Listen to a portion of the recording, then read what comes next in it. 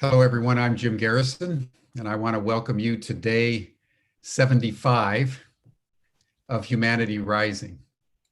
Every day since the 22nd of May, Ubiquity University and upwards of 350 partnering organizations from all over the world have come together to create Humanity Rising as an opportunity for people of goodwill everywhere for 2 hours a day, between 5 and 7 p.m. Central European time, to share what it's like going through this extraordinary pandemic, where we're all under some form of lockdown, we're all engaging in social distancing, we're all acutely aware of hygiene and our health, we're all wondering, when is this thing going to be over? And how are we going to navigate through to the other side in a way that sustains our livelihoods and maintains a sense of equilibrium about our lifestyles and our lives. As we all know, the pandemic literally stopped our world. Economies have been forced to a standstill. Borders have been sealed off. Airports closed. We didn't know how long it was all going to last, and it seems to be indicating that it's going to be a good while longer. In the United States, they have unprecedented, record-breaking rates day by day in more and more states. In Brazil, in South America, in Africa, in Asia, Australia, the state of Victoria just declared a state of emergency. China has renewed outbreaks, Vietnam.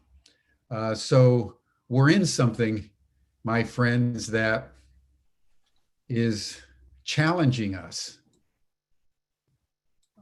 from the realm of the microbe in a way that this world has not been challenged ever, because it's the first time when all of us have endured the same experience at the same time.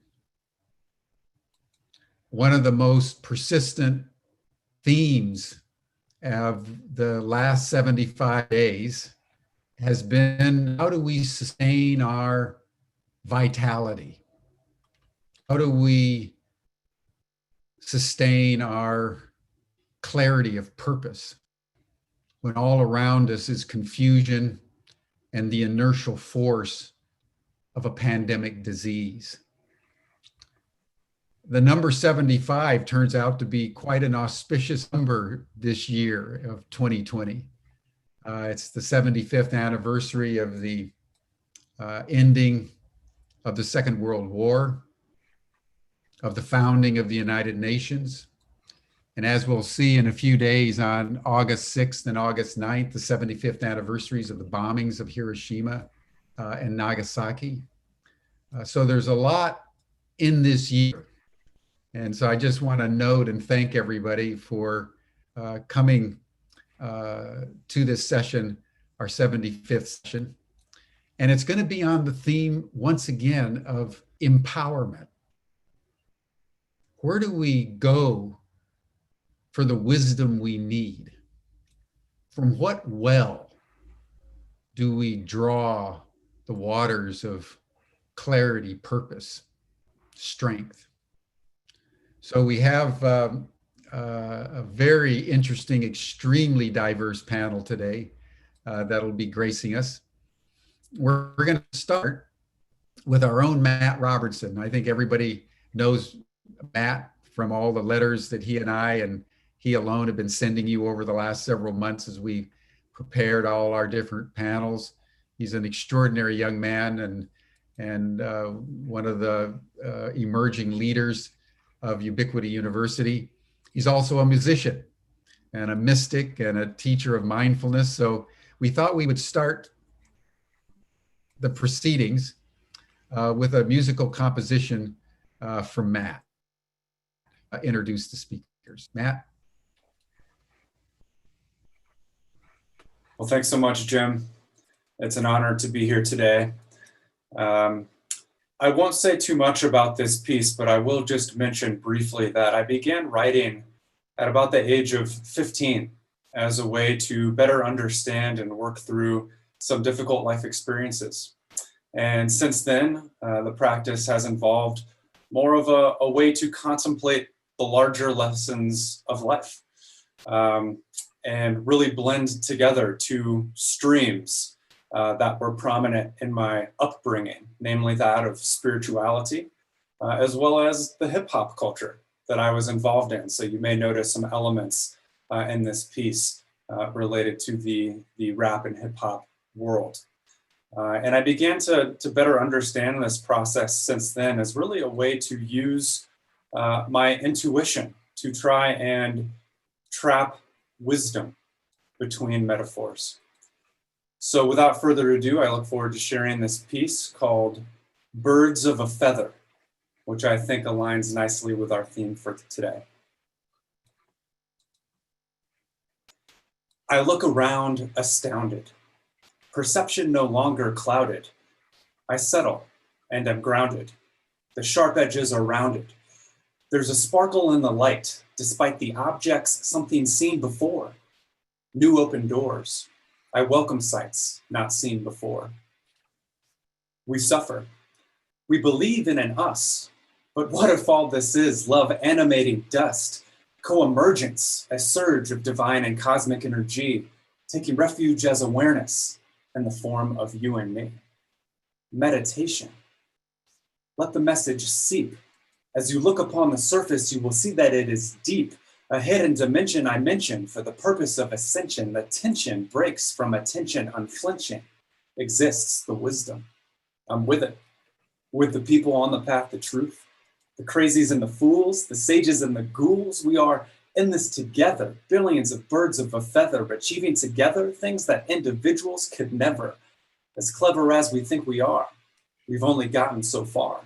So ground down, and in the end, you'll know it's that raised the bar. Bizarre as it may seem, pain transmutes our being until there is nothing left but light and love informs our seeing. The time to wake up is here. Hear the whisper in your ear. It could not be more clear. Love alleviates the fear. So look right in the mirror and feel that presence nearer than you ever have before. Now that's what's at your core. We offer this rhyme for the benefit of all, to the carriers of light and the ones that let it fall. We take refuge in the spirit of humanity one and surrender ourselves in the name of the one. It can be absurd, the way we live, fail to follow our hearts and say we do it for the kids. No, we do it for the chips at expense of those we don't see. Here I am, man, thinking that I own thee, when all appearances and events are illusory. People looking at me like, geez, man, who is he? Dude is beat saying all these crazy things. But I try to be a man who says what he believes. Lyrical flexing alleviates my stress, and I try to count my blessings, but I really must confess that when it's hard to keep in mind that every moment's divine, it's because I'm lost in my thoughts like they're me. Like trying to be free to fly, like asking why when we're one planet under the sky, one global soul has begun. The mission finally revealed to let go of what we don't know and surrender to our freedom. The reason that no one told us till now is because of greed, and here the choice becomes yours. Now, what do you believe in? Moments arise, life full of surprise. But new vision sees no disguises. You can see it in our eyes. The illusion of desires, the concreteness of my life, a seeming split in reason, but I see no need for strife. The only need's for light. May we spread it when we can, to rise up all together as we make our final stand. In the name of the one, may it be so. Thank you.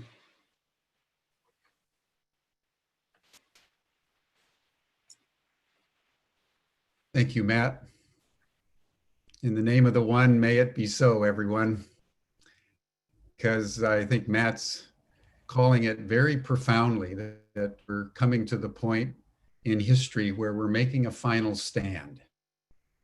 And we all need to understand that there's no more neutral ground, and that all of us need to stand tall and stand holding hands and make a difference with every choice in our life. So thank you, my friend. Now let's embark on our journey of empowerment today. I want to first welcome Andrea Bartofi from Hungary, an artist and teacher and exquisite being who lives just outside of Budapest. Andrea, welcome to our program.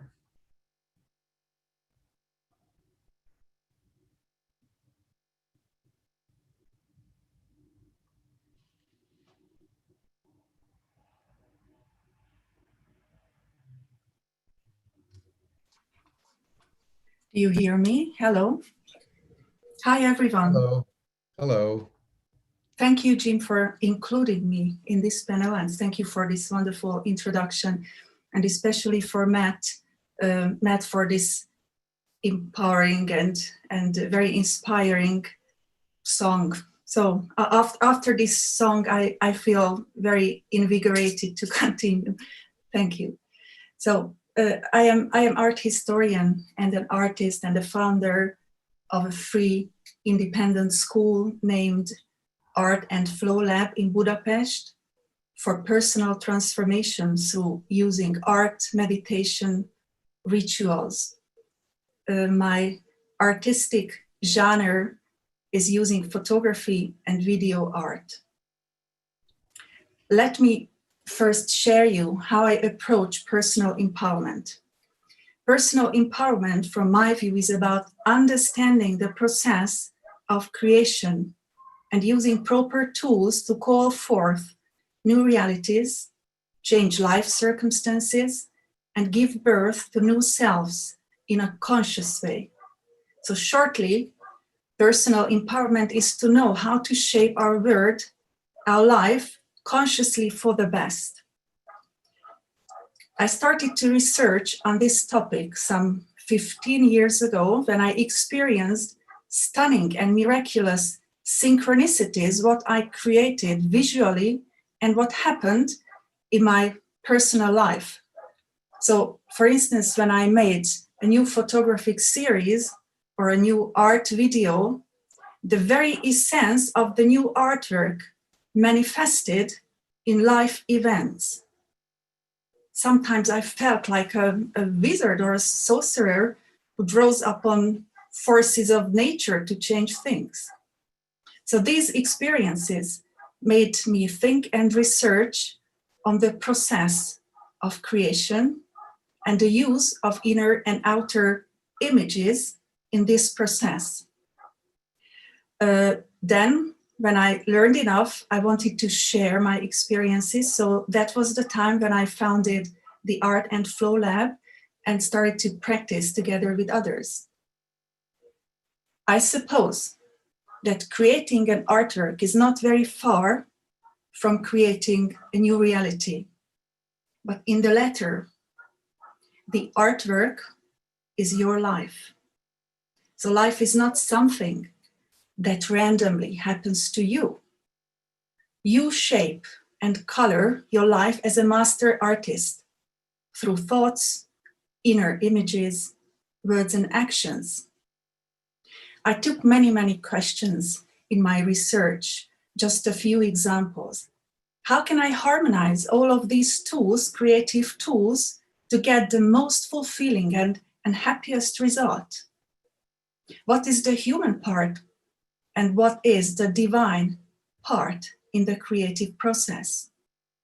How does the universe appear in this whole story? What can be reached and what can we become if we practice using these tools consciously together? So let me share a few things what I've learned. The initial state of being, from where you start to create something new, has crucial importance in the process. I found that it's even more important, significant, than what you create. So the how is more crucial than the what. I will explain why.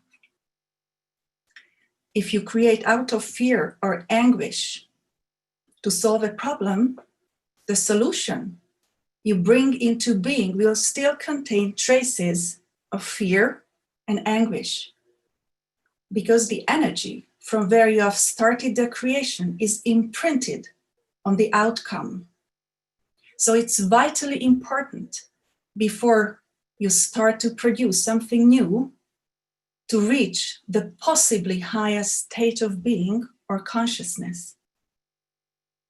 In my workshops, I always put an extra emphasis on rising the level of energy and consciousness in the group before we start any work. So here comes the next question. How can you raise the energy level before you start to create something? Because everything seems so automatic, using words and using thoughts, acting out of guts. So my answer is, use arts in a freestyle. Dance freely to happy music. Paint with your finger and palms without wanting to create something meaningful or beautiful. Scribble and draw to your favorite music. Loosen up and boogie-woogie yourself to joy. And do this until your heart overflows with joy, happiness, and a feeling of freedom. Practice all this until you reach the highest height in your energy level and mood. Because in joy and happiness, you experience a greater and more expanded version of yourself. And when you experience the greater or more extended version of yourself, you see greatness everywhere. And when you see greatness everywhere, you start to feel deeply grateful. Grateful for everything you already have, everything that you have experienced in your life. So in short, in the state of this deep gratefulness and joy, you simply fall into love with the universe and with your own life. Can you imagine the power of a group of women who fell into love with their own lives and the universe? I know it's the path of mystics and perhaps fools, but I can assure it works beautifully. I've tried out so many different practices, morning practices, to set my mind and set the energy level to start my day and to start a new creation properly. Nothing worked better than this foolish path, dancing freely or boogie-woogie in the morning. And once you are in the possible highest state of being, you can start to use thoughts, inner images, words, and actions to create an enduring, happy future full of gorgeous possibilities. Because what comes out from the highest height of energy will never be small, will never be selfish, worrisome, or narrow-minded. And when you understand and practice all these, and new happy outcomes can start to manifest in your life, you will feel truly and deeply empowered. In July, just 3 weeks ago, I led a retreat for women after the lockdown restrictions were eased. It took place at Lake Balaton, probably the most beautiful setting in my country, Hungary. So let me share you now a few photos of an empowered community that practiced conscious creation through joy and happiness and using inner images in a conscious way.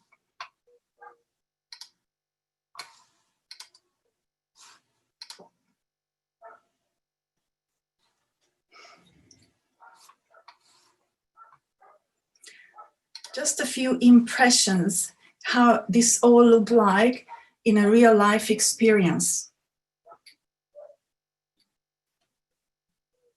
I always work in circles because the very format of this setting or of this form of sitting has a very deep meaning. We embody the sacred energy of the mandala.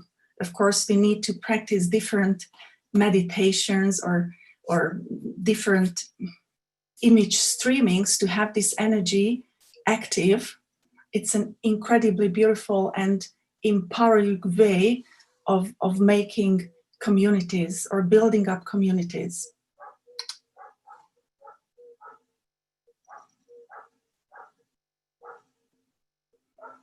Every morning we start our day with some free dance and then making art, especially painting and drawing.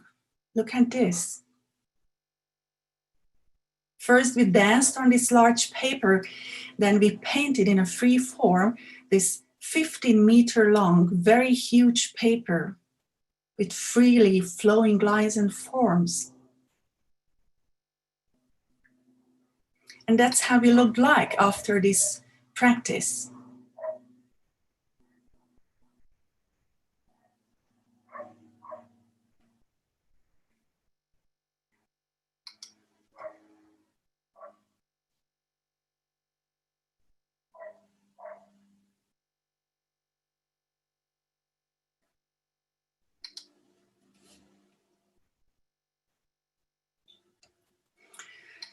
Thank you very much for your attention. That was my short presentation of creating in a happy, conscious way.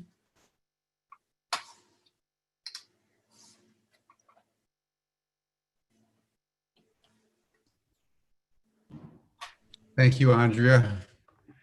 It looked like you guys had a wonderful time. Isn't it the best way to create something new? That's why we are so happy and joyous and on the top of our energy. Yes, well, thank you. You don't have to create from suffering and anguish. Very true. And being out in nature by a lake is an optimal condition for that level of joyful creativity. Thank you for that. Thank you. Thank you. Thank you very much.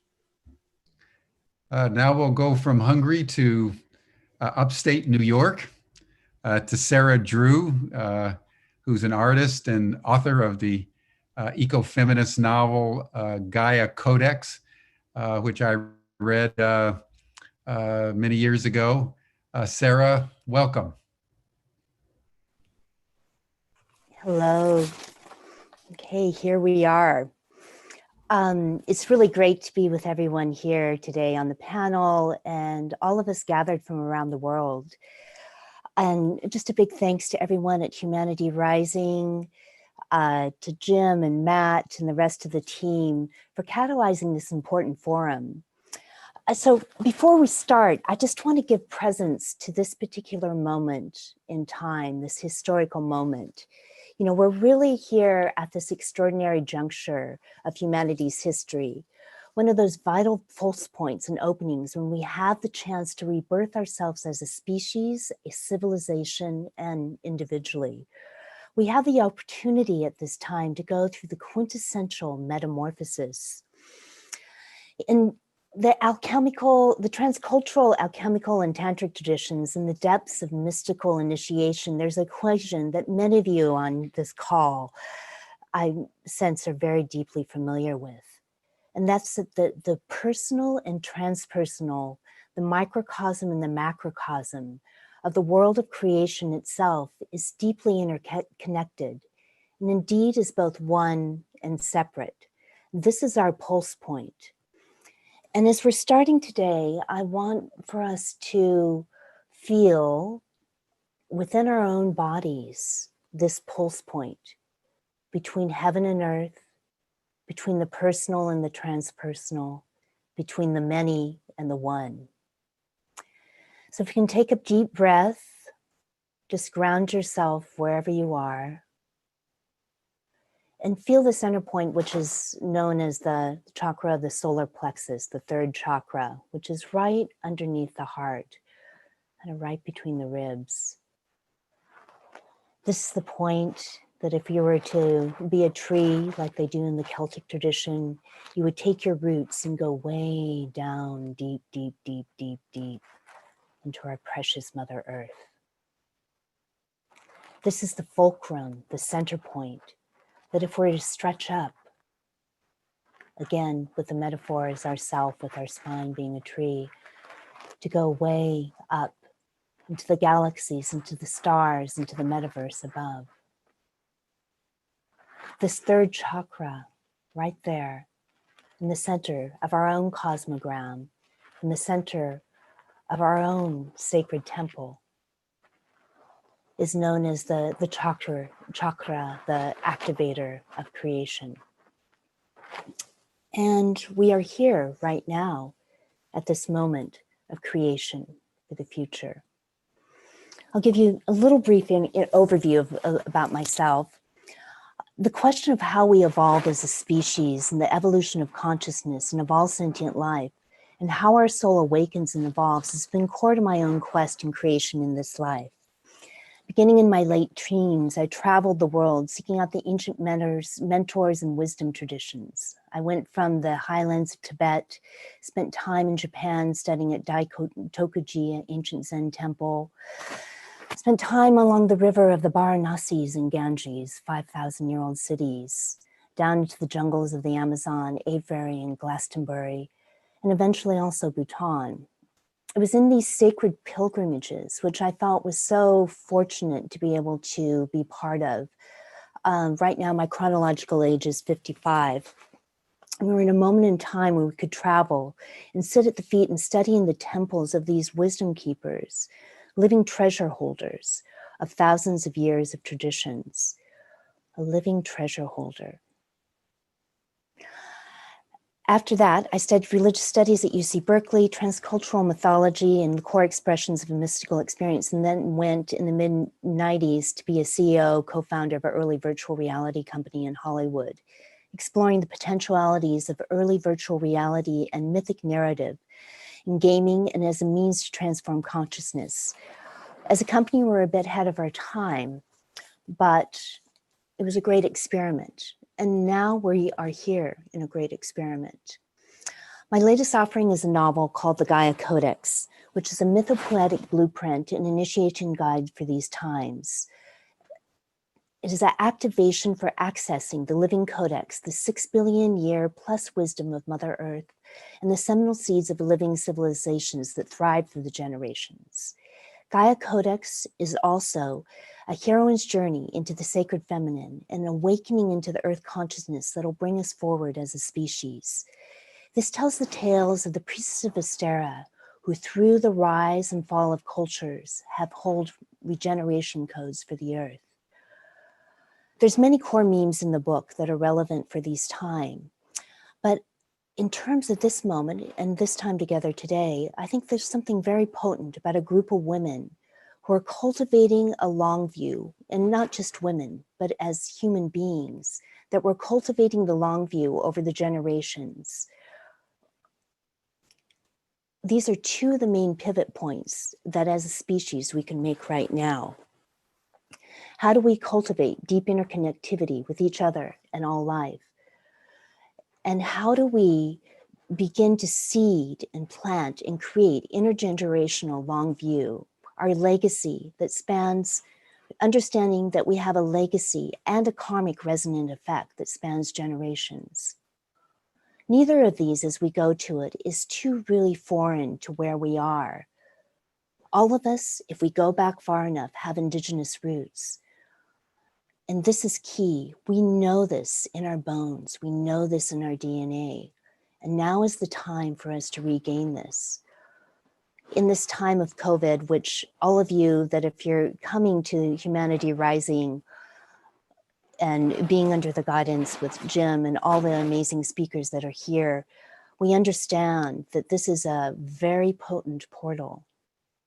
It actually even though there is much suffering that's happening, it is in the scale of things a gentle warning for us. I'm being tickled by a plant. Here we go. It's a gentle warning for us that we have the opportunity to really go back and recreate together the blueprint of what humanity is. And as Matt was singing in his rap song, this is something that is both personal, but is a collective effort. And we are the co-creators of this together. So what I want to do is take us all on a little shamanic journey. As we're moving into the future, and as we're creating, as Andrea was so beautifully saying, we're able to do this when we can actually sense, when we can feel the vibrancy of what we're creating.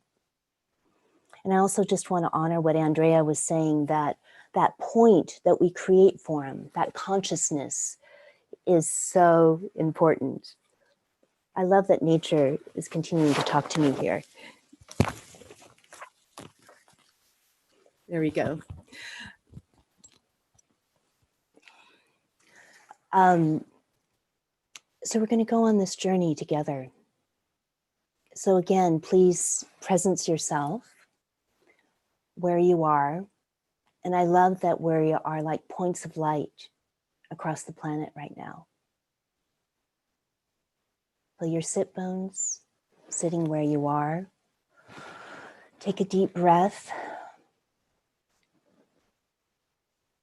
Close your eyes if you feel comfortable with that. And we're going to go 50 years into the future.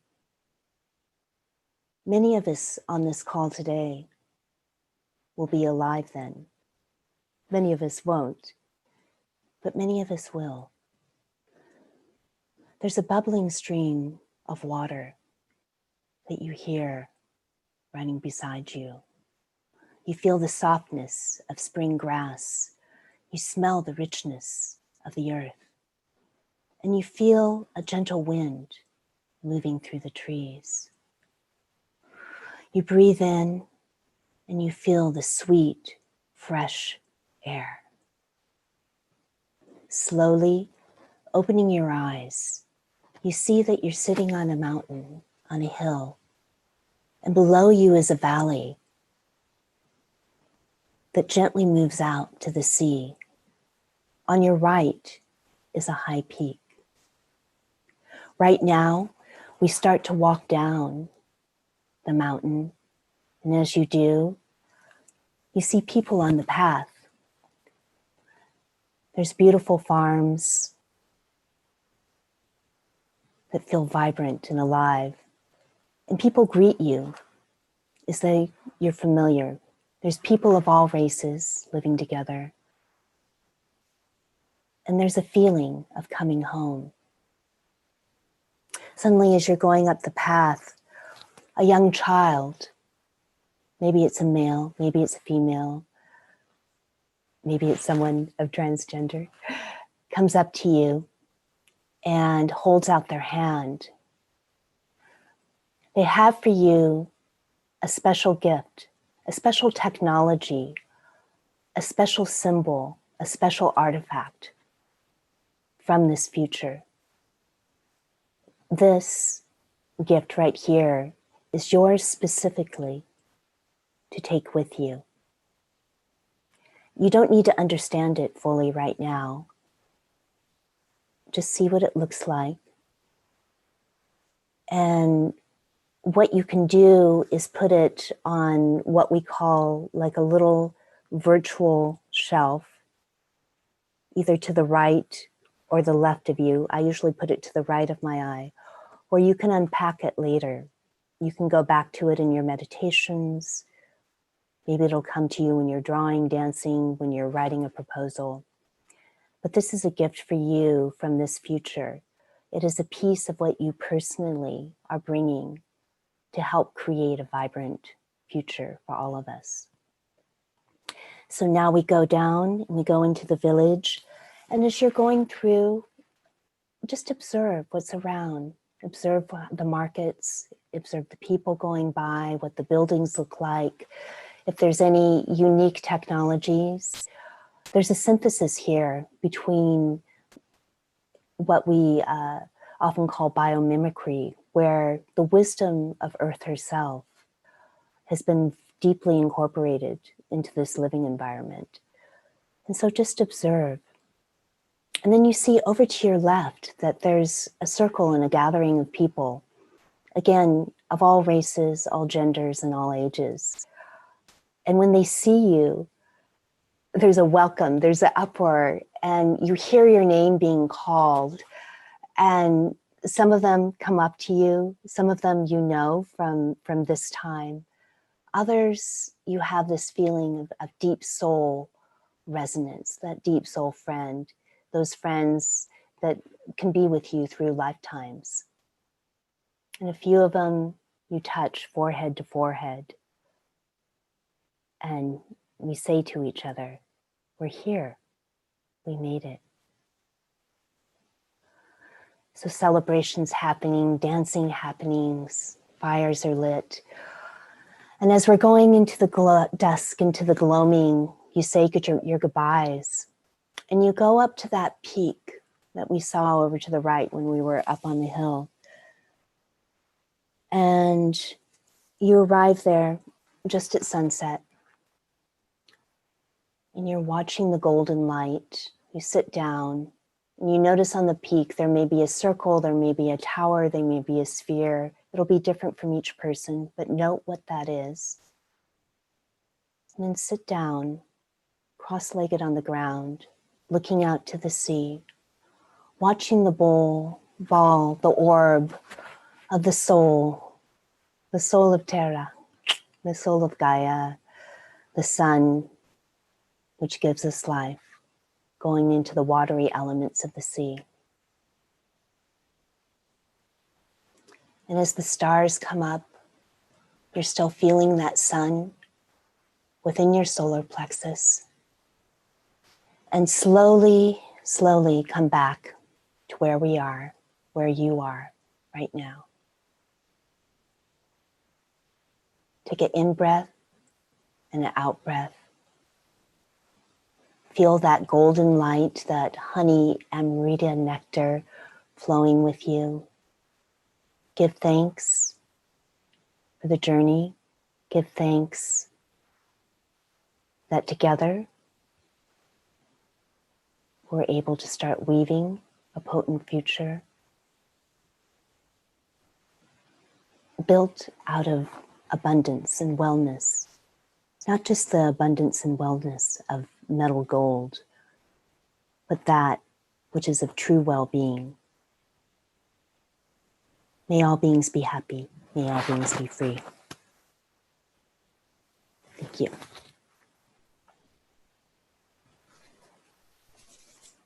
Thank you, Sarah. May all beings be happy. May all beings be free. That is a worthy goal for personal empowerment. Thank you so much. Thank you so much.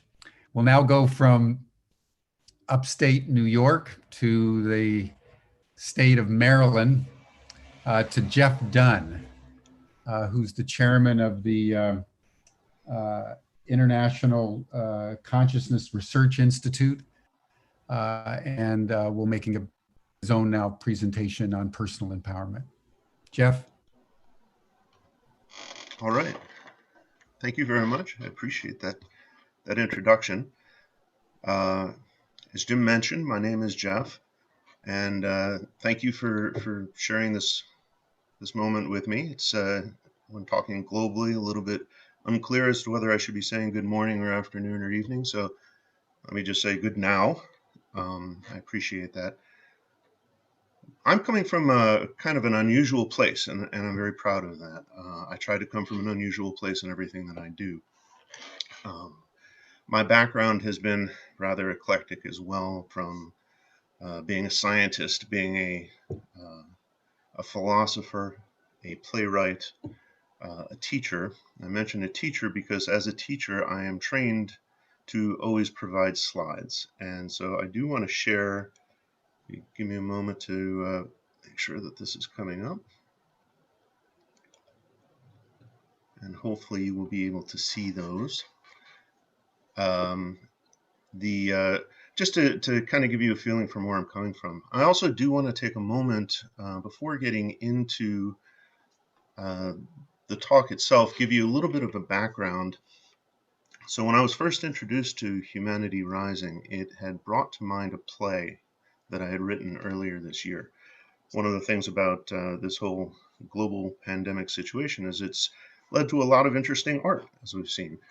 But again, before I dive into the specifics of that play, I should say specifics of the point of that play, and those were just some simple ideas that I think have the potential to have a profound influence on the future of our society, I do want to tell you just a few things about my organization, the International Consciousness Research Laboratories. Pardon me. This organization is, as the tagline you can see, is focused on consciousness, and it's a program. I should say it's an organization that was intended to carry on the legacy of the Princeton Engineering Anomalies Research Laboratory. And the reason that I want to mention it really comes down to the PAIR Lab, because what they did over the course of about 3 decades was to generate a very expansive body of rigorously collected scientific evidence that consciousness influences reality. Now, we all appreciate this in the context of our own experiences and our own perceptions, of course, but what I'm talking about is something that is much more challenging to the at least traditional scientific paradigm, namely that our intentions were shown to influence physical and digital systems. So this is not just a question of our own perceptions, but looking at the actual effects on systems that should have been considered independent. Now, I'm not going to go into the details of that, but if you are interested, I encourage you to take a look at the ICRL website. There's a lot of materials there that you can see, many dozens of freely accessible research papers, and as well, while you're there, take a look at some of the more recent publications that ICRL Press has produced, all in some way relating to consciousness in one form or another. So hopefully you will find that at least a little bit enjoyable. Okay, so let me get to the point of what I want to talk about. As you know, if you're giving a presentation, which in a sense I feel this is, the goal is to tell you what I'm going to tell you, then tell you it, and then tell you what I told you. And hopefully I'll remember to do all 3 of those things. And I'm not going to read to you the slide that you're hopefully seeing on your screen right now. But if you do intend to fall asleep for the next 10 minutes and you've read this, you might sleep a little bit more easily knowing that you've at least gotten the gist. So let me move on here. Actually, I should give you a moment. Humanity Rising, if you look at their website, you see the goal that they have, and that is to leverage the crisis of the coronavirus pandemic into an opportunity for human renewal and increased resilience to future challenges. A first, I think, sensible starting question, if everyone's going to do that, is to start addressing the question of, well, what's wrong now? Obviously, there are a lot of answers to that question. I can only focus on a few. Only in the time that I've got, I want to focus on communication to get to the points that I was making in that prior slide. And the reason is because as communication has grown more global, the challenges of communicating effectively are growing larger as well. Right? More than ever throughout history, we're talking to people we've never met on topics that require words that can vary greatly in meaning. Right? We're reaching to people who don't have the opportunity to even ask for clarifications if they'd even think to do that. Right? We're communicating across cultures that think very differently. And I'm not talking about disagreements, just different ways of thinking. And poor communication in those situations can result in very rather insidious misunderstandings. It's one thing when you hear a word you don't know what that means, at least you know that you don't understand, but it's far worse when you hear some word or phrase that sounds familiar and aren't aware that that speaker may be using the word differently, right? With different subtleties, different implications, maybe even different meanings outright. And the reality is that this kind of thing happens all the time, uh, which makes it, as I said, rather an insidious problem. Right? If you think about the communication process in general, that's not surprising. It starts with an idea in one person's mind. Right? That idea is then expressed into words. These are metaphors intended to hone in on a specific meaning. If we use enough words, maybe we get a good representation, just as if we're trying to share with somebody what is an elephant, and you show them a picture of an elephant. If you show them enough pictures of an elephant, maybe they'll get to that point. The problem that we have is that we live with only a certain amount of time to ourselves, and using enough words gets very time consuming, maybe prohibitively so in most cases. So the best that we can do is that we sacrifice the perfection of our communication for practicality. By choosing those particular words, the listener now hears those words and they have to recreate that original concept as best they can by mapping their own linguistic metaphors. If you have a simple case, this probably isn't a problem, right? If you take an English 101 example, you have a sentence like the dog is small and brown.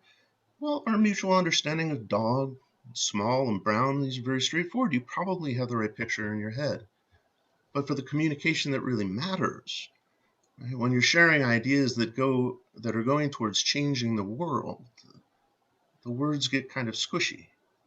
I mean, if you think about the word religion, right, which is a concept that obviously has had a major impact throughout all of history, what are the odds that we really share the same understanding of that word?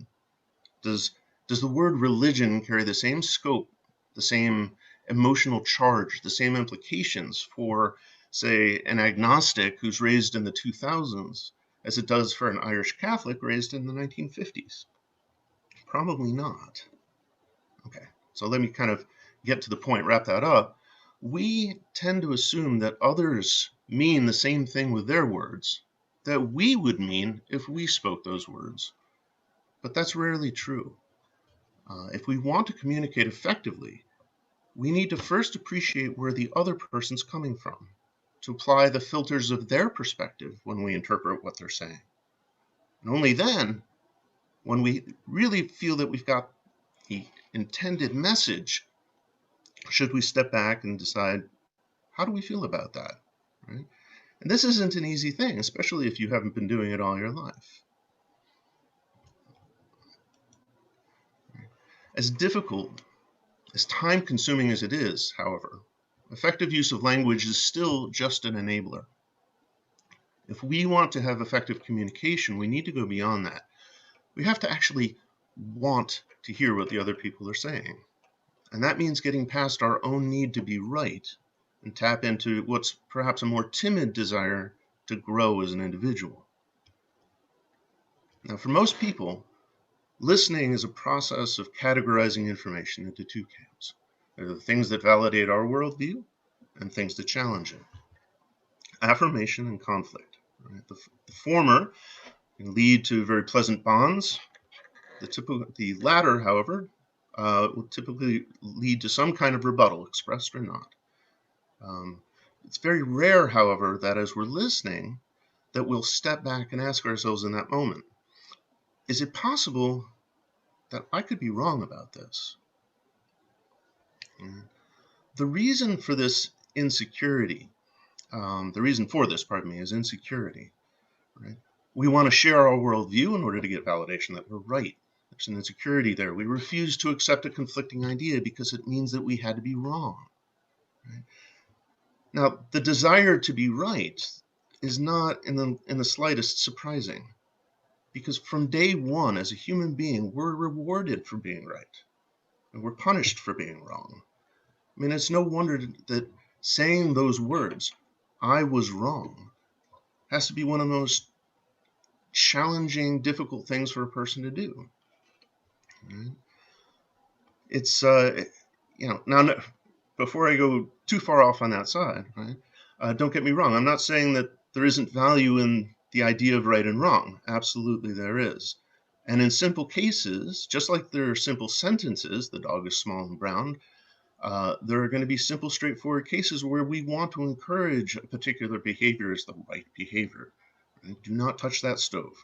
That is an important lesson. Right? There's a right thing and a wrong thing to do with a hot stove. But taken too far, what happens is that we equate the idea of being wrong with being bad.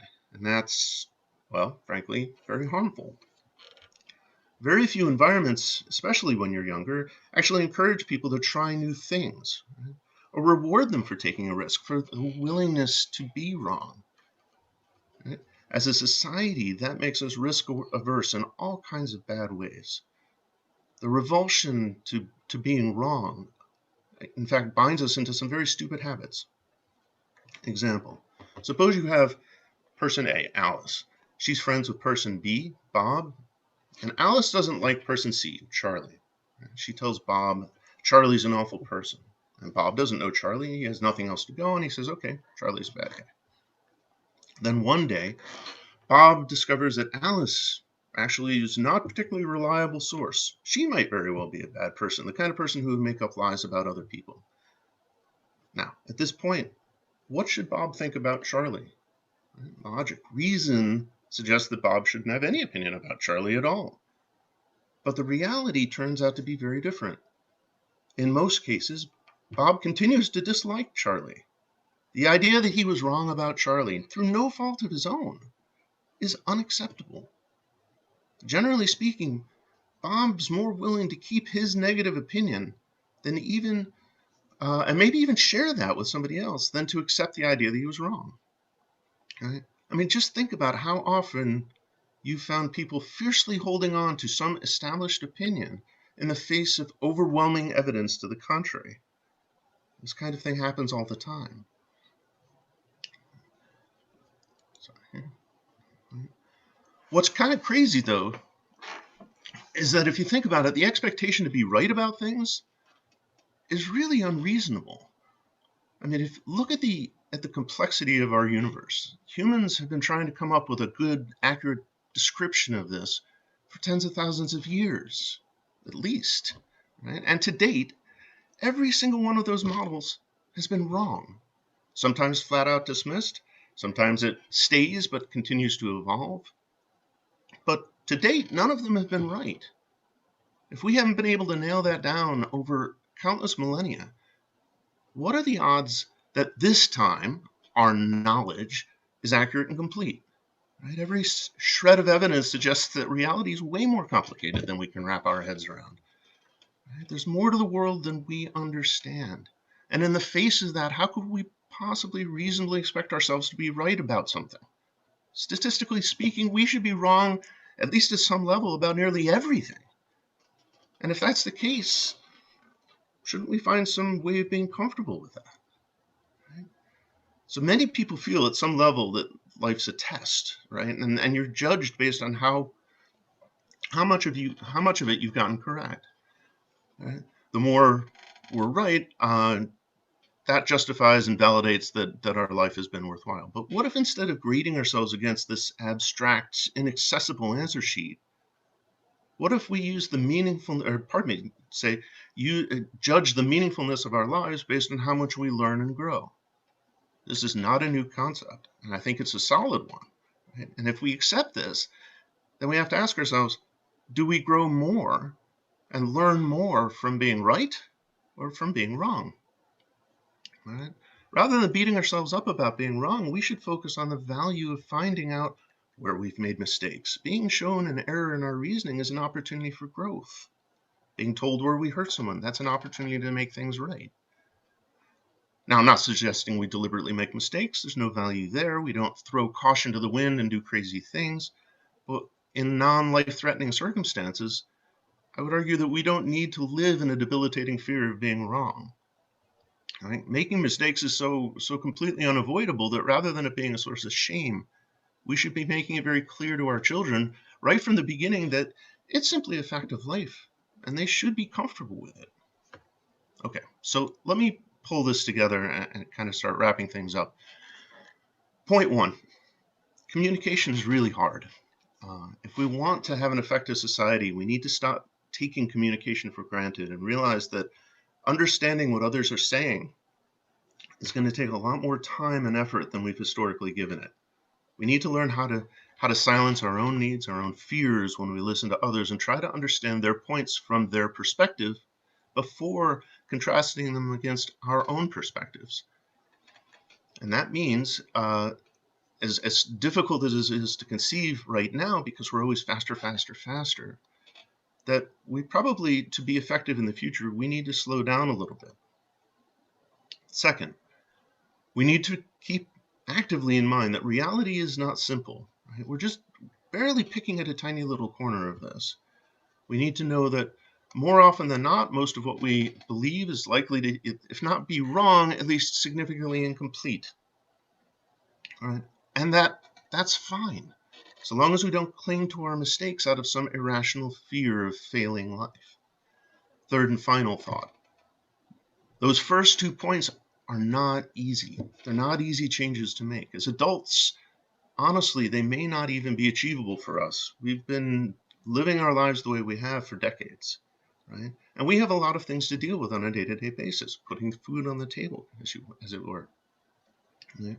Our focus here should be on the future, human renewal and increased resilience to future challenges. If we can make positive changes in ourselves, that's great. But more important is to look at how do we raise the next generation of humans with these capabilities.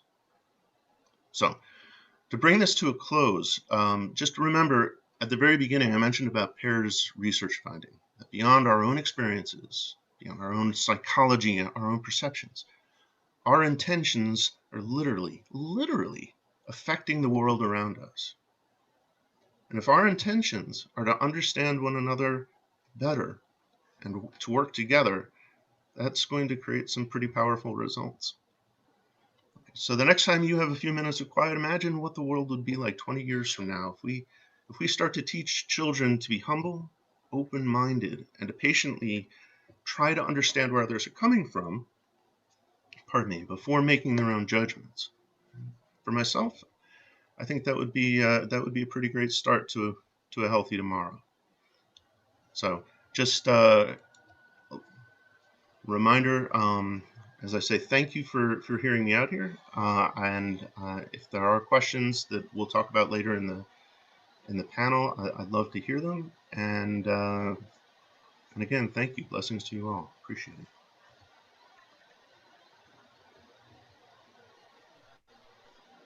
Thank you, Jeff.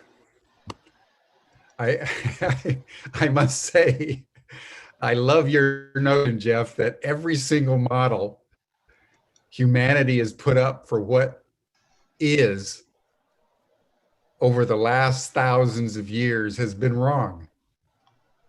I mean, that's an extraordinary observation, and we should all take it in, everyone. Every single model that societies have put up in economics and politics and science and medicine have been wrong. And we're probably just as wrong right now as new information forces us to change our theories. And that always takes me back, Jeff, to Socrates, who intuitively understood it. So he said, it's about truth pursued. It's not about truth possessed. It's about living in the questions. And whenever there's an answer, ask another question. And so I really thank you for that reminder of empowerment being not what we are, but what we are not. So that was a great observation. Thank you so much. Thanks, Thank Jim. you so much. And good luck with the hurricane, man. So far, so good. Yeah, East Coast is being hit by one of the first hurricanes of the season. And so now we'll leave the United States and we'll go to a little town outside of Copenhagen in Denmark, to Peter Engberg, who's an old friend of mine. He's a filmmaker, and social activist from many, many decades back. So Peter, I want to welcome you to this program, and the floor is yours. Thanks, Jim. Yes, it's true, that if you have this sense of being in touch with something bigger than yourself, then there's great empowerment in it. And remember, the first time I saw you, Jim, at the State of the World Forum in San Francisco, and later in New York, I could just feel how you were becoming an instrument of something bigger than Jim. And this ability to step aside and to let go and to begin to become an instrument of something that is common to us all, that power that is breathing through you and me right now. And so that has been also the theme in my own life, is to connect to that which is behind all these differences. You could say that the ocean is more than the waves.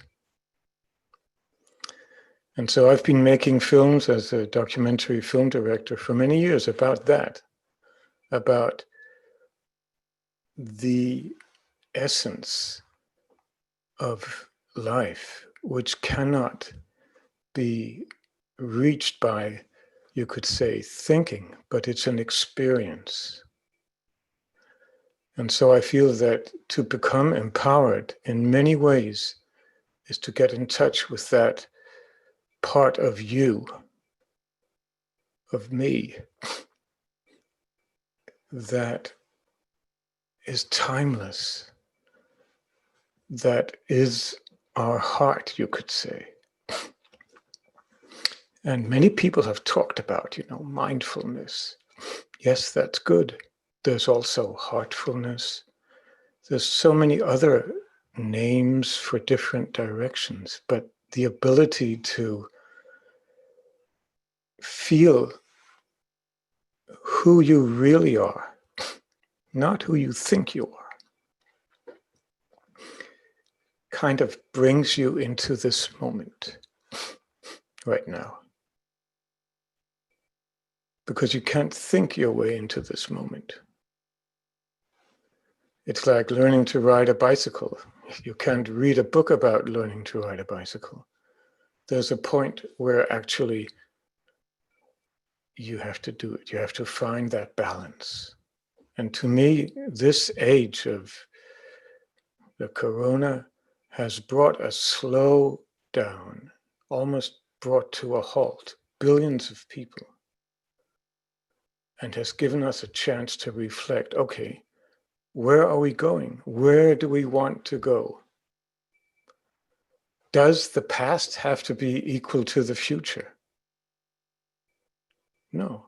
Like Einstein said, to repeat the same procedures and expect new results is identical to insanity. And so I feel, all right, let's go on a journey of exploration. Let's let go of the past and step into something unknown. There has to be some trust in that power that creates sunrises, that keeps us alive. Some trust. The producer of a sunrise is also keeping us alive right now. So what I'm saying is that let's change the field. What is the field? The field is this moment between us all. I once interviewed an astronaut, Edgar Mitchell, who described what it was like to see the Earth from space, where everything is connected. Not almost everything, everything. And how it had changed his life forever. Just like, there's 60 trillion cells in your body right now that are communicating with each other day and night. If they weren't, we wouldn't be alive. That's also the subject of this new film I'm working on called Next Step Humanity, with Bruce Lipton and Gene Houston and a few others. What are the next steps that we want to take? We need to become conscious of that all possibilities are open. We don't have to fit into an old mindset of industrial thinking that humans are, just like machines. They produce and perform. There's more to it. And I think that the next generations growing up have a unique chance to let go of the assumption that the past has to be equal to the future. When a child is born, everything is possible. A day is without ending. And then we grow up, and then all these limitations are received into our mindset. So I'm inviting you to take a closer look at what mindset are we approaching this situation with. The pandemic is an unknown. We don't know where this will go as we're sitting here on the planet, spinning through space at 107,000 miles an hour. Some humility is required, I feel, to slow down enough, each of us, to accept, okay, we cannot control everything. The assumption that man can control nature, now we see the results. And so I feel right now to accept there is an unknown dimension in life. And we can approach it with trust or with fear. Just like if you imagine a mountain climber and he's walking on a ledge, the edge of the mountain, and he's thinking, I'm going to fall, I'm going to fall, I'm going to fall. Chances are that is exactly what will happen. A self-fulfilling prophecy. So let's not create a mindset of fear. Because we are stronger than fear is, a product of the mind. But connecting to the heart, and also, I would say personally, meditation, a daily practice to connect. It gives you a different perspective. Because if you boil it down, if you don't have peace of mind, an important part is missing. And I've had the opportunity to live, about 28 years in different cultures and meet all kinds of world leaders, Dalai Lama and Gorbachev, and so many others that I've had a chance to interview. And I've noticed one thing is that empowerment is about stepping into your true self, where it's not the personality so much, but it's the fact that you feel connected to life and that people can feel your authenticity. Because if you're just yourself, you invite others to also be themselves. But if you're trying to be somebody else, you also invite others to try to be somebody else. And then everybody's out for lunch, so to speak. So I'm advocating authenticity and also trust enough on a cellular level that we can step into the unknown, because actually none of us know what the next moment will bring. Imagine if there was a date, expiration date, stamped on your hand, at 242, this and this day, this and this year, you will expire. Yeah, how would it be to live with that? And so there is that element of the unknown, and to trust that moment by moment, as explorers, we can make our path, we can create something together that is more meaningful than what we have seen so far.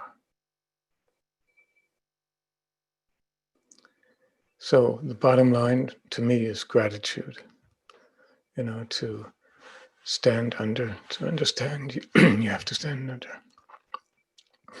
So,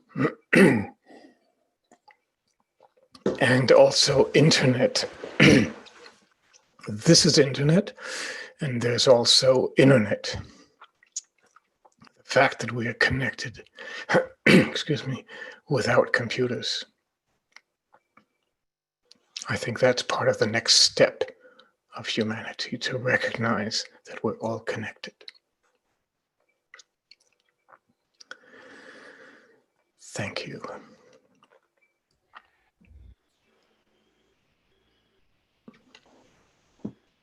Thank you, my friend.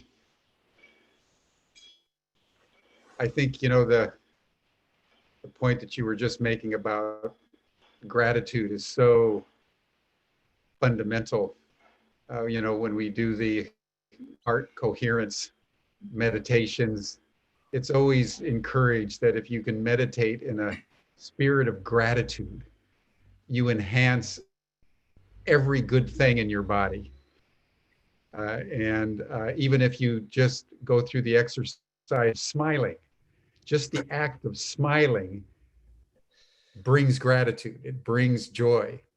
And that's a perfect recipe for empowerment. So thank you, Peter. It's good to see you again. And we'll see you down the trail.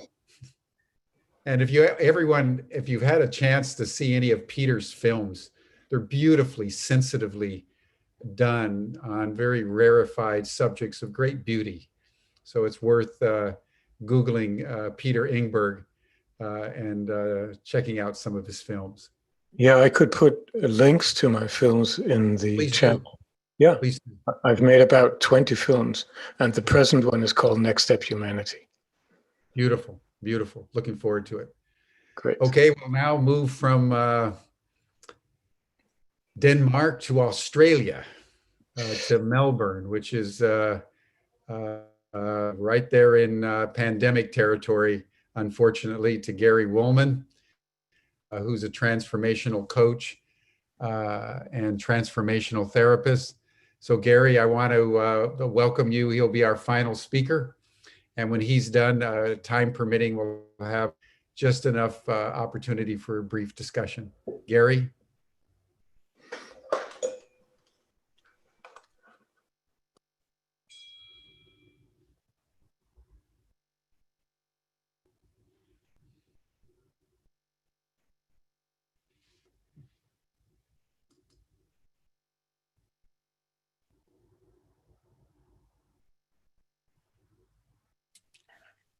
You can see me and hear me now, yes?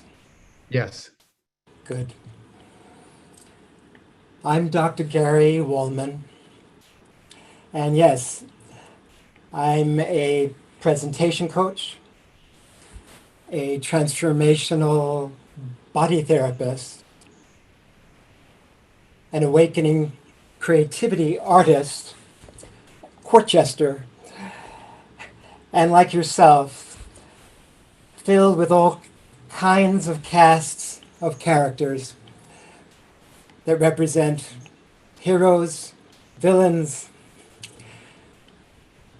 And as I sit with this thought, the light and the dark, that we're all cocooned together with at this precious, pivotal time, this sentence comes to mind. Has there ever been a more critical time for true leaders to stand for human rights and dignity? We are the leaders that we've been looking for. And in this time together, my intention with you is to provide simple tools so you can take your thoughts, so many wonderful thoughts, possible solutions we've been hearing through all these days, to combine your thoughts with your words and your actions. So what we put up now, Rick, the technical support to free me from having to deal with that, the PEA formula. Thank you so much. This is a simple tool that I use often in my presentation coaching sessions. And this is one right now. So many wonderful speakers, many of whom we've heard on these sessions, have wonderful principles, points of view. That's the verbal information, the content. The example is what makes sense, to appeal to as many of the senses as possible, to take that principle and bring it down to earth. So throughout this time together, today, tonight, tomorrow, all the time in the world, I'm going to guide us through this simple PEA formula.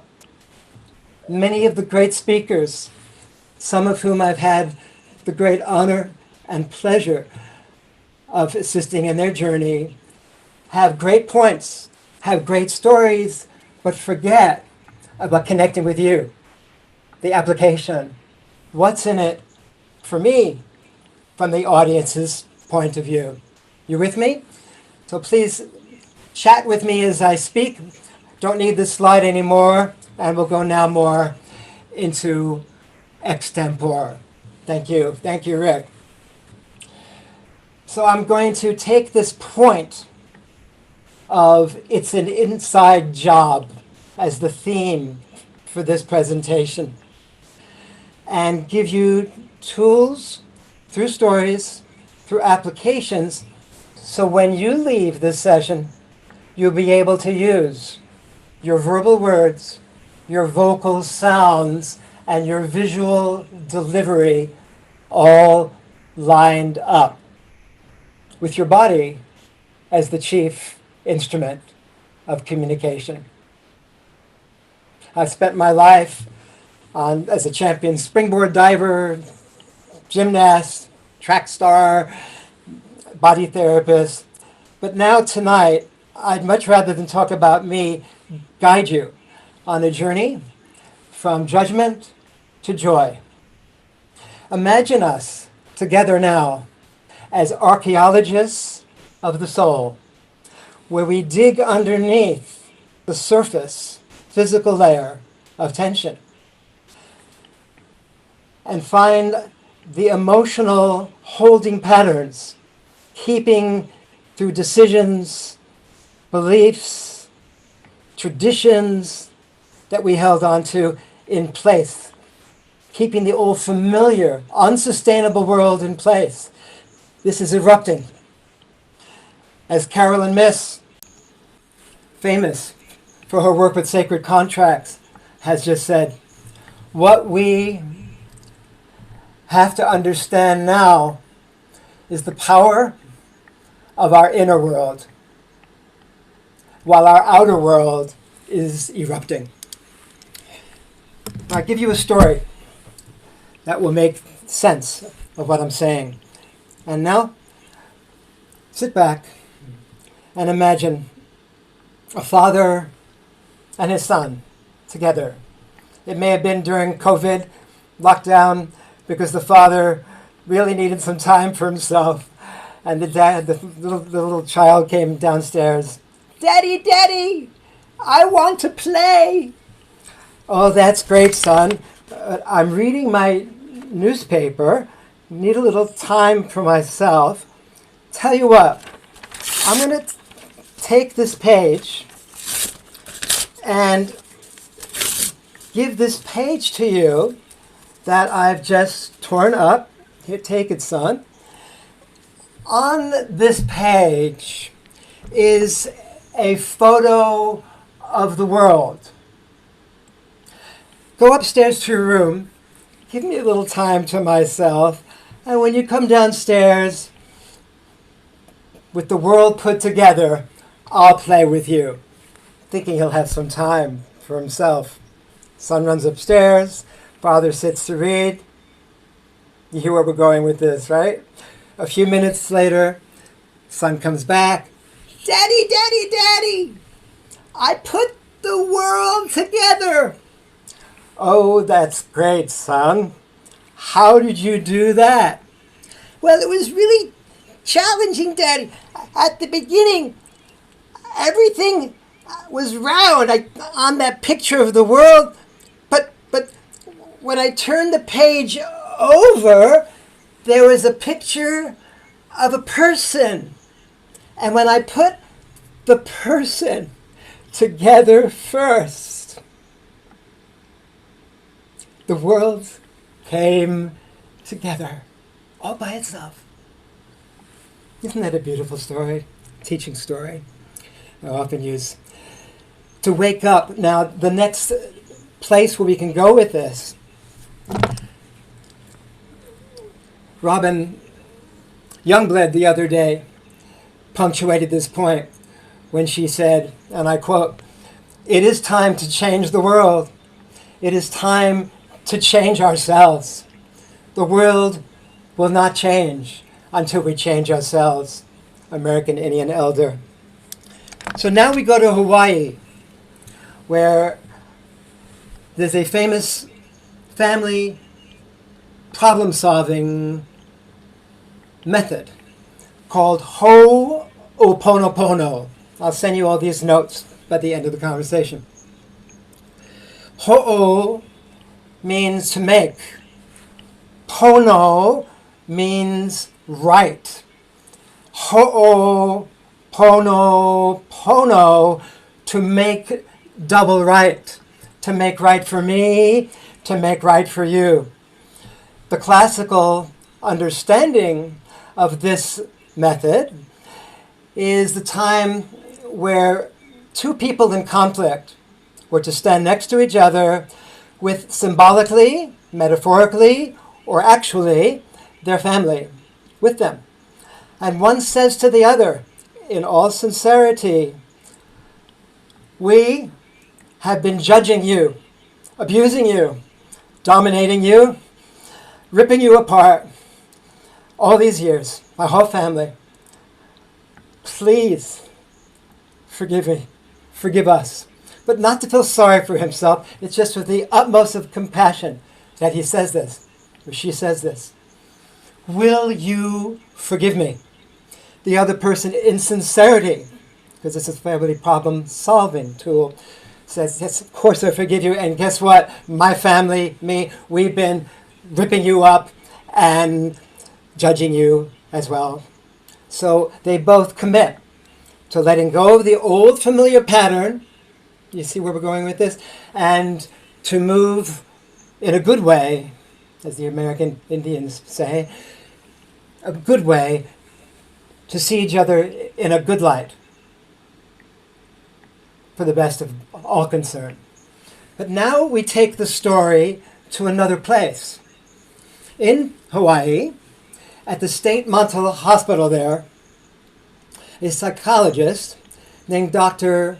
Len Hu Haleakala, easy for me to say, Haleakala. Haleakala is the name of the molten live volcano there, was a psychologist in the state mental hospital. Dangerous, criminally insane. I used to work in those hospitals as a court jester. And in this particular situation, very interesting, he was sitting, reading, like the man in our other story, the father. What was he reading? He was reading the notes of the patients instead of doing therapy. on them in their prison cells. And he said to himself, what is it in me that needs to be healed inside me first, to have that condition be healed? His exact words, and I quote, I was simply healing the part of me that created them in consciousness. So he was saying to the condition, and please say this with me, so you can say it to whatever condition you've been caged in. So we can do this together to move us through this together. In all sincerity, please say this with me. I'm sorry. Please forgive me. Standing in the center of that shame, that blame, that anger, that pain. Breathe in, everyone. I love you. Not just to the person, but to the condition, to life itself, for the opportunity to heal this together. And finally, thank you. So please, look at what conditions in your own life that it's been responsible for what you see mirrored outside of you in what we're talking about, finding wonderful solutions for. What has it been? Has it been your own control, manipulation, the disease of superiority that we're all a part? Where have you lied? Have not been truthful, authentic to yourself and others? And imagine yourself saying, both during this transmission and when you have time on your own, each and every day, to practice this.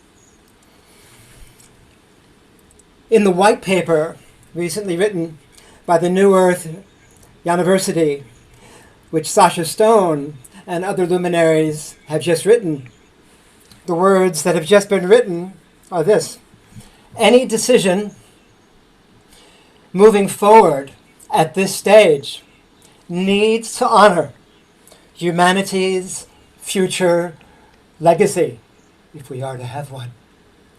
To do anything else, anything less than that, is to succumb to corruption and the decimation of our population.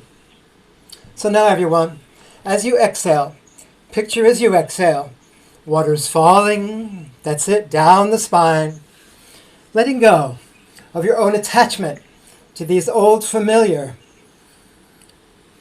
repeating the patterns that you've seen in our fathers, our mothers, where we wanted in our own way just to be loved, to love and be loved, to repeat what we were told was the right way for ourselves, but it was not our right way.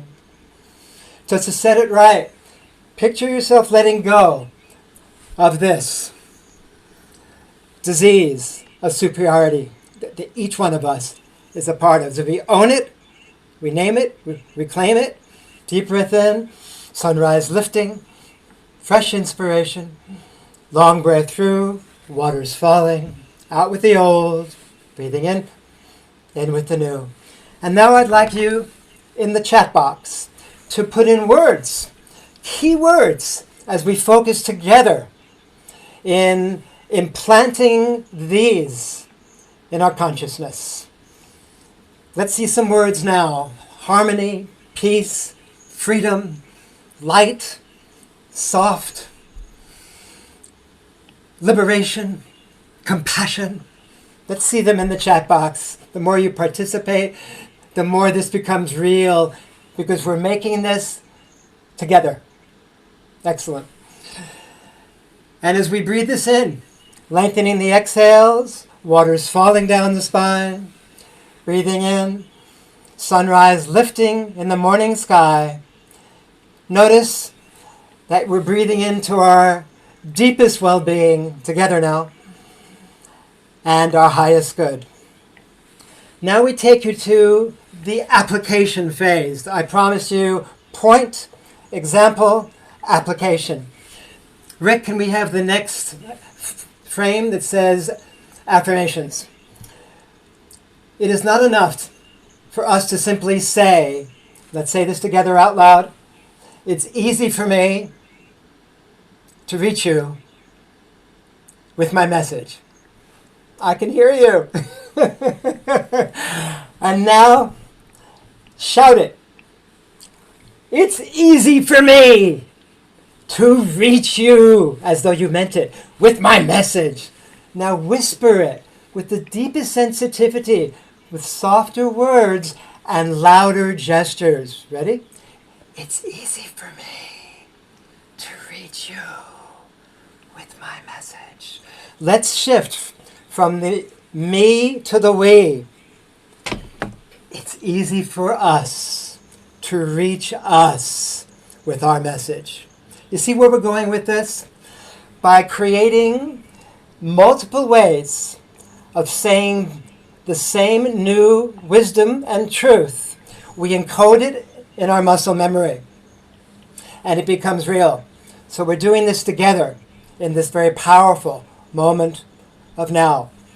We may not have believed we're worthy because we've been put down all these times. We've been seduced to be slaves to the society that now threatens to annihilate us. Yet now in our standing up, let us say together, who I am is worthy. Say that as though you meant it. Good.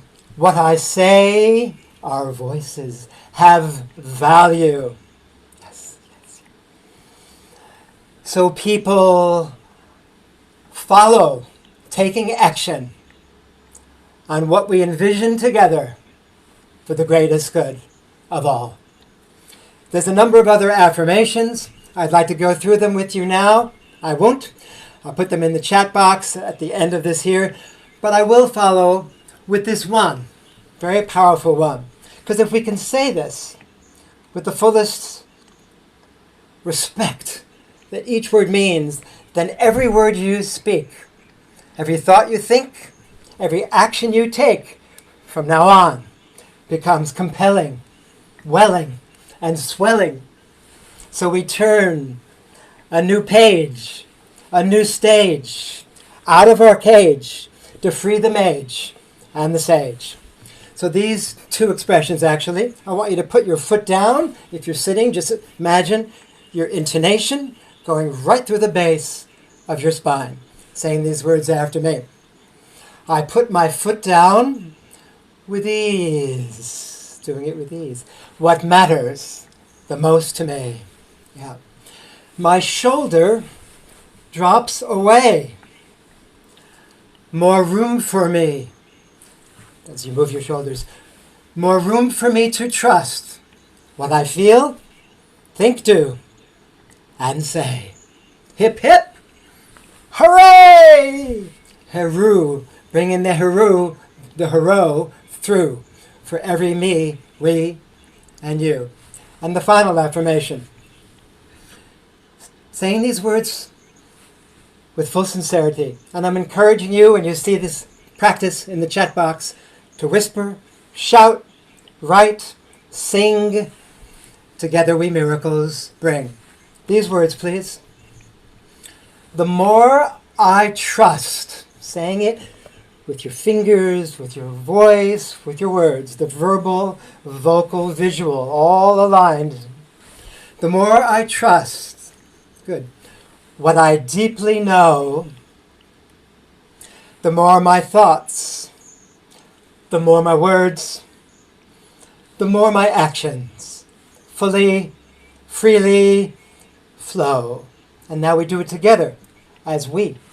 The more we trust, the more we trust, good, what we, in our heart of hearts, deeply know, the more our thoughts, our words, our actions fully, freely flow. Beautiful. Now I'm going to end in a song. Because if we can reach as many senses as possible through ritual, through song, through dance, through all the ways, all these wonderful luminaries and all who've spoken before me have been sharing possible solutions. Now we can connect our points, our examples, our applications together. As we follow the wisdom underneath, between, and in these words. I'm going to sing it once out loud and then ask you to participate so it comes into your deepest core. Here we go. Yes, we are awakening.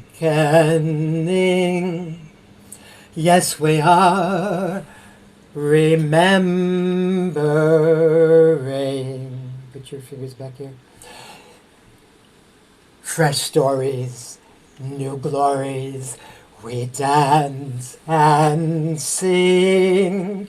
Yes, we are remembering. Yes, we are awakening. Now sing it with me. I'll plan the one verse first so you don't have to think about it, and then it becomes you as well. As we create a spelling that becomes compelling and a welling that is swelling. After me. Yes, we are awakening. Yes, we are awakening. Yes, we are remembering. Yes, we are remembering. Fresh stories, new glories. Fresh stories, new glories. We dance and sing. Yes, we are remembering. Yes, we are awakening. I hear that sound resound. And as our final words here today, I'm going to ask Rick, after this presentation ends, to put in the summary of the session with many links and also how to reach me. I want to end with us saying these words together for us to practice forever and a day. Saying these words with me. To whoever and whatever conditions you're ready to transform, here we go. I'm sorry. The deepest sincerity. Please forgive me. Yes. I love you. I love you. Thank you. Thank you so much.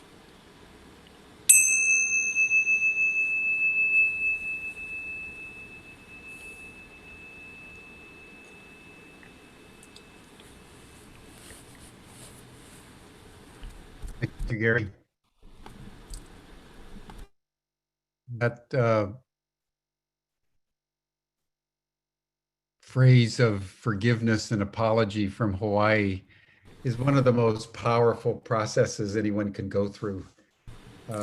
So thank you for bringing that into our circle. There are very few things that are more empowering than apology and forgiveness.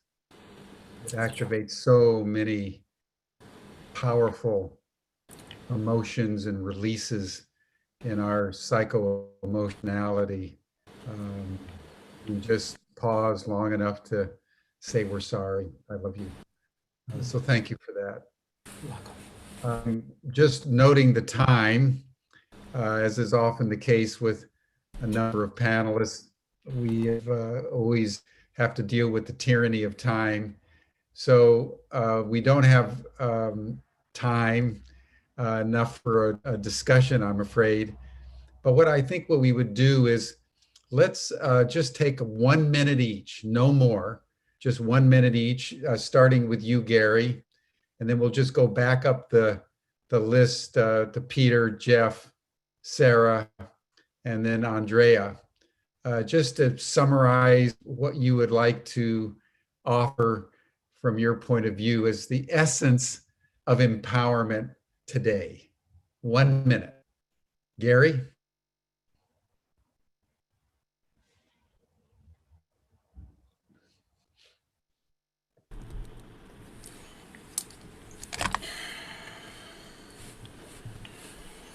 The essence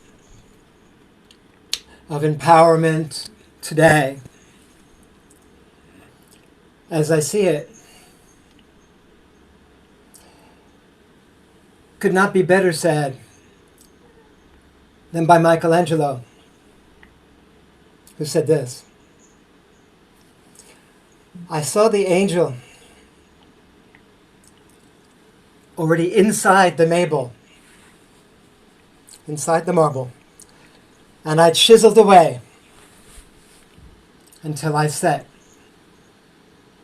that angel free. Yes. Thank you. Thank you.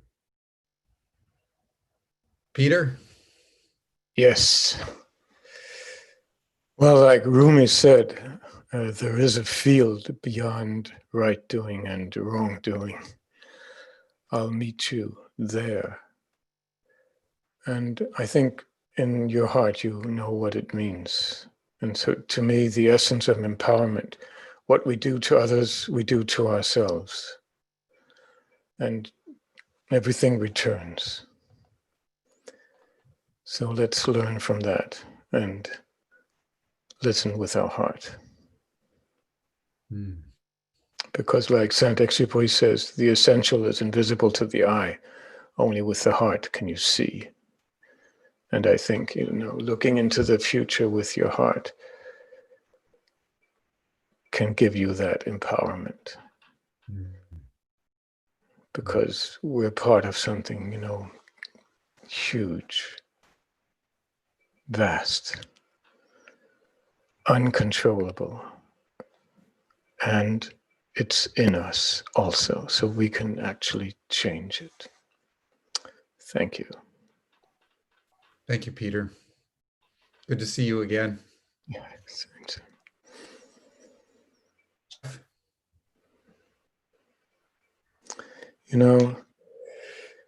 the recognition, the frequency of resonance is so powerful. And I think that is what will change the world. That more and more people recognize that we want something else and that we're many. And that creates a resonant field that's much more powerful than ideas. Because the laws of nature, the caterpillar that transforms into a butterfly. First, the caterpillar eats everything, then it collapses, becomes fluid, and then this totally new being emerges, the butterfly. I think sooner or later, that is what is going to happen if we remain conscious. There's great beauty in that feeling, that the metamorphosis, the transformation is always going on. And becoming conscious makes the difference between being a victim and a co-creator, an instrument of that power. To me, that's freedom. Thank you. Thank you too. Thank you all for being here. This is an important initiative, Humanity Rising. Jeff? I think the core of empowerment, when I think about that, I think there is, in most cases, nobody who holds us back more than we hold ourselves back. Nobody's more critical of us than we are. And that the starting point of empowerment will always come from learning to be at peace with ourselves. We have to accept ourselves first as what we are, instead of always picking ourselves apart, telling ourselves why we can't do something, why we're less in some sense than we should be. And that once you find that peace with yourself, you get out of your own way. And I think that's the starting point of empowerment. And I think listening to everybody else talk, we've hit on that in a number of different ways, painted it with a number of different paintbrushes and songs. But I think that's the beginning. That's the core of it. Yeah. Thank you, Jeff. Sarah? There we are.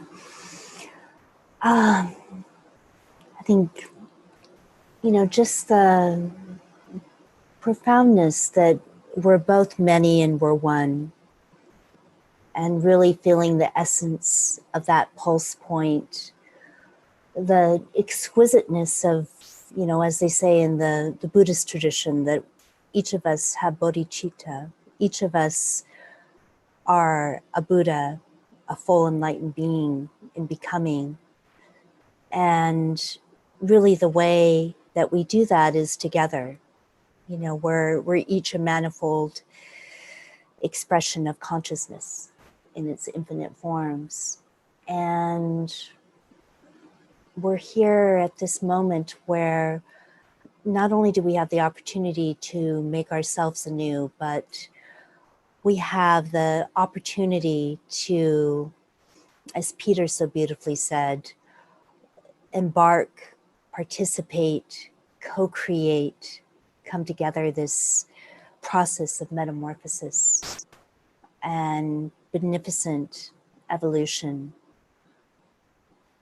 And there's something, to go back to the end of what I said, of that prayer of, may our actions, may our thoughts, may our words, may our creations benefit all beings now and over time.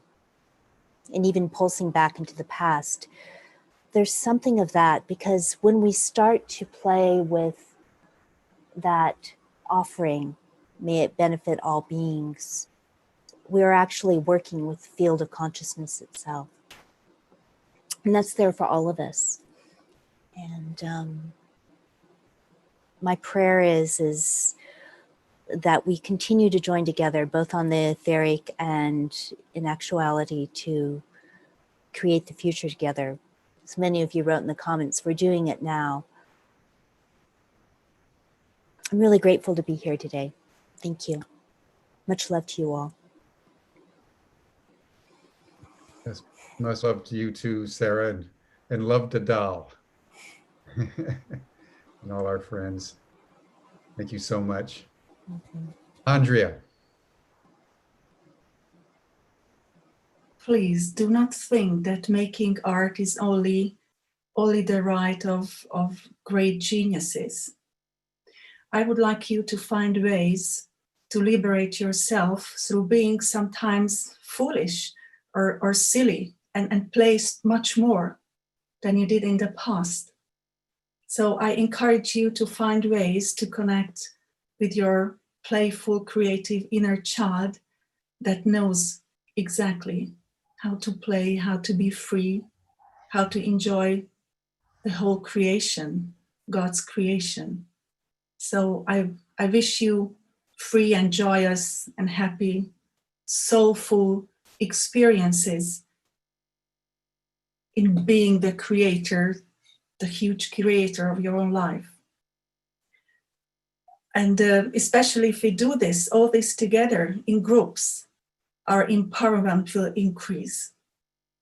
So thank you very much for being here and for all these wonderful contributions. I feel very inspired. Thank you. Thank you, Andrea. Thank you, Sarah. Thank you, Jeff, Peter, Gary, and Matt. Thank you all. This has been a beautiful session. It's been very soft. It's been very heartful. it's filled my interior with peace and serenity. And after all our sessions on economics and politics and science, it's sometimes good just to pause and go quiet. And in fact, that's going to be the theme of our session tomorrow. We're going to move from empowerment to just what does it mean in this time of the pandemic to simply pause, just stop. As T.S. Eliot says, there's the dance and there's the still point. And there is only the still point. And the dance is the still point. So thank you all for a very, very rich and comforting session. And we'll see you all again tomorrow, same time, same station, 5 o'clock to 7 o'clock p.m. Central European time for Jennifer Hill and Awake TV and a number of people who will contemplate pausing, the still point in a very, very dynamic world. Bye, everyone. See you tomorrow.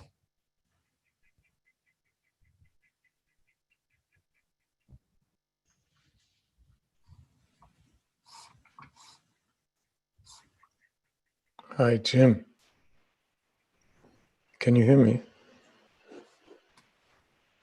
Yeah, we're live, Peter. But thank you so much. Beautiful session. You're a wise man.